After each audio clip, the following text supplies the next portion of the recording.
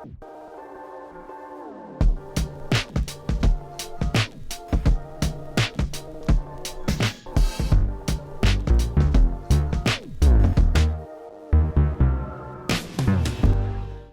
YouTube, welcome back. Today's video, jumping in really quickly to the Empennage Fairings section. I never actually got around to doing any of the Empennage Fairings stuff. I had put that off until a future time. That future time is now. I am not recording any of it. It is dusty. I think my time is better spent elsewhere. I was not going to record anything at all, but I just couldn't do that to you guys. I think there's enough that I have uncovered as far as how to do a couple of certain sections that I do think is of value. So we're kind of going way against the grain here with the way I do all my videos. This is going to be no entertainment value, no video editing and funny music, jump shots and whatnot. Straight to the point. So with that said, getting straight to the point here, I've already rigged up all this whole section here. I previously had the vertical stabilizer on here, and this fairing here does not fit perfectly from Vans. It's going to be hard to tell. You actually won't be able to tell because there is no vertical stabilizer. But again, this video is mainly for RV-10 builders. So how I did this section here, there were gaps all along basically this front portion here. Vertical stabilizer was here. There was a solid 1/8 of an inch gap there. Same on the other side, there were gaps. So what I did was actually I had this part off of here, went ahead, actually no, I put it on here, I had it like this, and I left these Sharpie lines, these Sharpie marks, and I put an arrow wherever there was an offending area. Big gaps, I left arrows all over the place. That side, you'll see lots of arrows, big gap. Then after that, I laid down packing tape, just clear packing tape all the way down. And then used those marks and also drew a line all the way around where the fairing rests. So you'll see it's not even in perfect location here, but drew that line, and what that did was it allowed me to take my mixture of epoxy. I forget what I used. It was probably the epoxy with fumed silica and probably milled glass fiber. I forget what I used. Follow the instructions, it probably tells you. But I laid down a really nice bead just on the metal itself. So removing this here, if I can do this one-handed, apologize, I probably will not edit this video, so you're gonna have to bear with me on the awkward delays. But laid down a really nice bead wherever those arrows were. And since there was packing tape down, I knew it wouldn't stick to it. So anyways, Clecoed it back in place. It smushed out the sides. It was beautiful. It just smushed out. Then it dried, and then it was kind of nerve-wracking, but it does pop off after the fact. So I was able to kind of work from the back forward, popped it off, and then what then that allowed me to do is it left me a really nice bead along the inside. You'll see that there's also that green stuff there. That is Total Fair from Total Boat. It is great to work with. Shout out to Total Boat. They gave me a discount on this epoxy. They'll give one to you too. Link in the description for, I think it's a 5% off discount if you use my link. But anywho, use that to fill in and kind of reinforce where needed. So I ended up with a nice lip with that first epoxy mix, but then I worried because off the back side it stepped down pretty harsh. I don't know the best way to say that, but it stepped down to the original surface, and I was worried about over time maybe that chipping or something. So I went after the fact and laid a nice transition, just kind of smeared and gave myself a nice little ramp to that new finished edge. So you'll see I had a pretty big chunky area here of epoxy originally there. The big ones, the big offenders that you find are in this area here. And I do have a little bit of spray primer that's bled over, so unfortunately you can't see everything. But you can kind of see the original epoxy, or the epoxy there that I laid in there when I made that sandwich. It also looked a little bit more ugly than this originally, so after the fact I went through with a sander on a Dremel and just sanded it down just to get it a nice little profile, and then again use that Total Fair compound just anywhere where I thought it was a little bit weak. Where like this section here, it was only probably I don't even know, maybe an 1/8 of an inch wide of epoxy filling this little gap here. So I just gave myself a nice little ramp with that Total Boat, Total Fair. Same thing all the way around, anywhere where there were issues. And yeah, so that's how I tackled that. Now, I'm getting out of breath. Jumping into these guys here. So these belong to, and this video may not include everything. I've only done that fairing, and I'm working on elevator to horizontal stabilizer fairings currently. But when it comes to these guys here, Vans has you do some goofy method of laying up I forget what it is, but I did not follow their method. Instead, I had leftover fiberglass from the doors, and I've used this elsewhere. I think I used it on my pillars on the front of the canopy there. But I will jump around the garage here and I'll show you. I have to duck every time I go under this thing because I can't get around the front anymore. But I have leftover fiberglass, and I found the exact shape that I wanted, the exact profile that I wanted. And anyways, I cut it out, and then, oh, there it is. So I cut it out to the shape that I wanted. It matched the profile. That was the other thing that I had an issue with, is it doesn't naturally want to follow the same profile as the tip of the elevator here. So I did have to work with it a little bit. Method I did do, actually, jumping back a little bit, is you'll see a little bit of foam inside of there. That foam is just hobby store foam, just generic stuff. It's not gonna stay in there. It actually comes out after. But I played around with shaping this foam a couple of times, a couple of different samples, until I had a profile that I liked. So that foam there is just holding this in place currently. And then this is what I made out of that door. So you'll see it does already have a bend to it. That bend matches the profile that this has. So this starts out straight there and then it bends backwards. So of course the fiberglass tip is going to have to match that. So you'll see this part now here will fit in here, and there's really no easy way to record this, but it'll fit in there, and you'll see now looking down it, it'll fit well. I've kind of chamfered the sides of it. That way when I put in a small bead with a syringe, what I plan on doing actually what I did on the other one, use a syringe and I put a little bead along the inside here. Again, this foam is kind of pushed forward out of the way. Take a syringe and lay a nice little bead along the inside here, put that part in here, throw some tape over the edge, kind of following the RV-14 plans. If you have access to those are much better than the RV-10 plans when it comes to these. I also slightly veered from those plans though, because if you probably noticed, that part has a slight curve to it. This part here, you'll see I cut from a piece of that door trim out material, extra material, and then I drew exactly where the angle was to take place on here. Before I took a heat gun to it, I dug that out with a file, made a nice little, just a nice little cutout with a file. Where's my lens? Removing enough material to where it wasn't gonna be, have a lot of resistance when I went to bend it. Then took a heat gun to it, heated up that whole seam, and then just kind of lifted up and got the right amount of bend and let it cool down in that exact position. And now what will happen is I will be able to, again, put that epoxy in there and then put this here, and it will, gosh, I'm having a hard time. I'm probably making you guys all motion sick. But anyways, that'll sit in there. It'll get epoxy in there. And then after the fact, let's go to the other side. Gotta go under the plane again. This is also kind of why I'm not recording. It's a lot of work. After the fact, which I'm getting ready to do right now, you'll see here I've removed the foam from this one after it cured. I still have a nice little bead inside of there of that epoxy mixture and some remnants of that foam that may be stuck to it.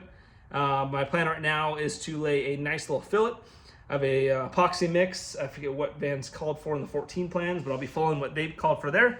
Putting a little fillet in around the inside there, and then laying down some cloth, backing that up, and then I'll wet that down over the top, and it will be secure. And then also going after the fact and putting this Total Fair stuff on it, just to fill any of the gaps where it wasn't exactly perfect. Being fiberglass, you can kind of work it and fill it, sand it to wherever you need. This stuff here is not a structural part of it though, it's just for the finished work. So the idea here now is this will end up living here. And when it's cleat coat, it actually fits in location. So that is the game plan. The other stuff you'll see here, super, super messy. I am hoping I'm doing this right. But earlier on in section 5, it talks about digging out this area where you have a seam where it meets the skin, digging out the gel coat, and then laying up some epoxy inside of there with electrical tape wrapped around the aluminum side as joining to. The idea being I can go after the fact and sand this down and get a nice profile. I will let you know if this works. I have no clue. It sounds like a lot of builders skip this step. I was inclined to do so as well. But then figured, hey, might as well knock this out. So 10 minutes of no music, no fun. straight to the point stuff, but I hope this was of somewhat value. One thing I wanted to mention, it looks freaking sweet.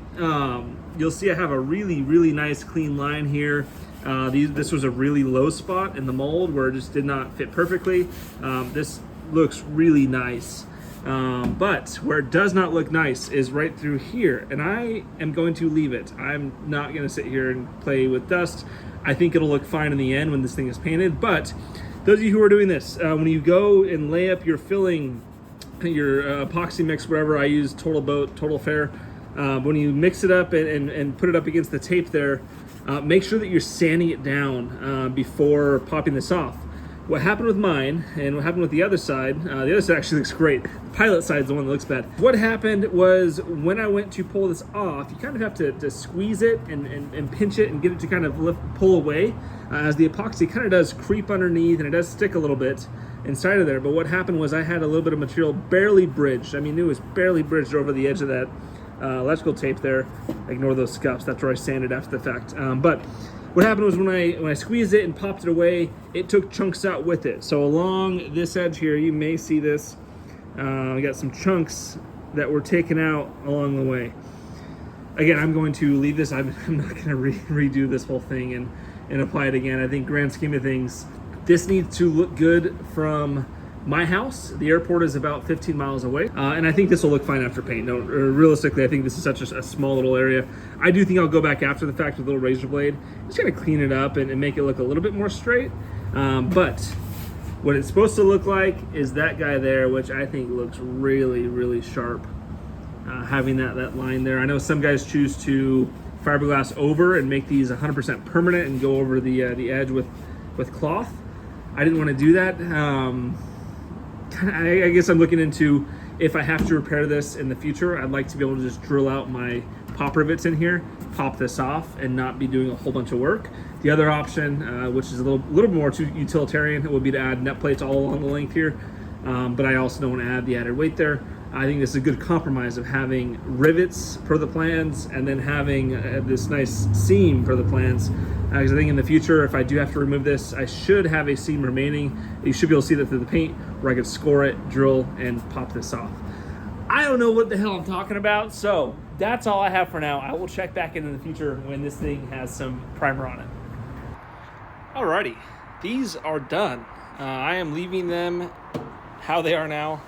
This was a lot of work getting them to this stage here, but that little method of tape worked well.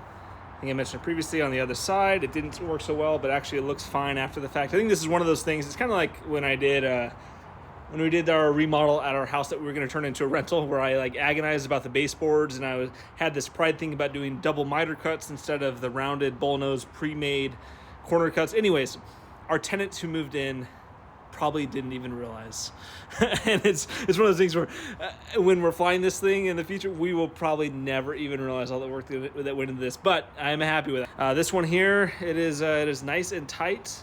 Maybe on the lower end, that one over there is a little bit wider than this one here. Again, I don't care, I'm happy with it. I'll show you the other one real quick.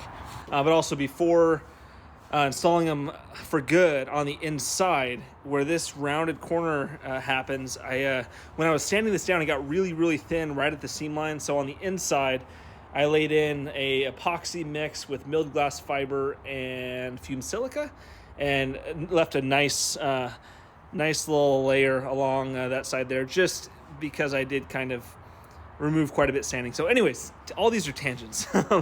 Again though, there's some work for the painter to do. I have pinholes here. I'm leaving them. This does not matter for our purposes here. That should be easy enough for a painter to touch up. This area here is where I had the chunking take place, right there. And again, grand scheme of things, they look great. So that is done. Quick little trick tip though. Look at that dude sleeping. Quick little trick tip. These little pop rivet, these are the 1/8 inch, the larger pop rivet dimplers. Getting in here, of course I can't get to it now with the camera, but when you do this, you will need some way to get to a couple of hard to reach rivets. That one there, getting that dimple on is hard to do. These here, there's a lead weight directly underneath this that makes it hard to get to. I think those are the main ones. But anyways, what I'm getting at is you'll need to get some kind of a close quarters style dimpler. I already had this and it worked well. this pop rivet dimpler, what I did was actually I took a nail that it came with. This is from Spruce. There's the model number. Took the nail that it came with, cut it down to that length there, and what that did is it allows me to use it kind of as a pilot and stack it like that, and I can actually dimple with this thing since the nail stops right at the top there, using Nimbex pliers. These are the Harbor Freight knockoffs, the medium size, or the largest ones that Harbor Freight offers, but smaller than you guys know the big one that I have. But anyways, that worked out well. Just made a little sandwich. Again, that nail acts as a little pilot, and you can put it on there and then squeeze it with those pliers, and that will do your dimpling. That's everything. I'm not sure if there's anything else going to be after this in this video, but okay, YouTube. I made I'm going to call it the biggest mistake that I've ever made on this build so far. It took me away from the build for a whole week, and I'm going to share it. I wasn't going to share this, but I'm going to share it because hopefully it prevents someone else out there from making a bonehead move like I did. And that's when it came to tapping the sides here. I was jamming. I'm not going to go into specifics. Clay, you know the specifics. He came by and tried to help out, but I was being reckless when it came to tapping the sides for this fairing here. And anyways, I made it down the whole side over here, came over here, and I'm racing against the clock. I'm feeling good, and I snapped a 632 tap off inside of that hole there. That was the first time ever snapping off a tap. I snapped it off clean flush with the top of the skin. So literally a whole week that I've been at just this hole fixing it. So please do not be like me. Take your time, back it out, add some WD-40, whatever, between little sessions with it. This guy here, it was dry and I was jamming, going way too fast. Anyways, thank you to everyone who has helped me to get to this stage here where I am now ready to move forward again. Shout out to Kevin over at Vans Builder Support. He actually had one of the final solutions actually that helped me get this tap out of here. But I tried the little tap removal tools. That did not work. I tried getting at it with pliers. The final way to do it was actually to use an outer sleeve. Had that through just the top skin here to keep it centered, and I literally had to drill the tap out with a diamond bit, and that alone took forever. If you've ever encountered tapping bits before, you probably are well aware how hard they are. They're incredibly hard.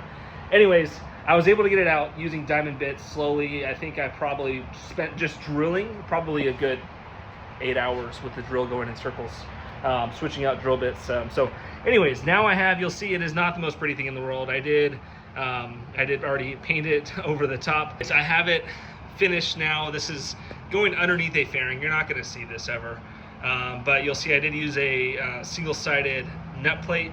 I drove that standard rivet there. I didn't want to run the risk of bucking a rivet right up against the side of the skin there.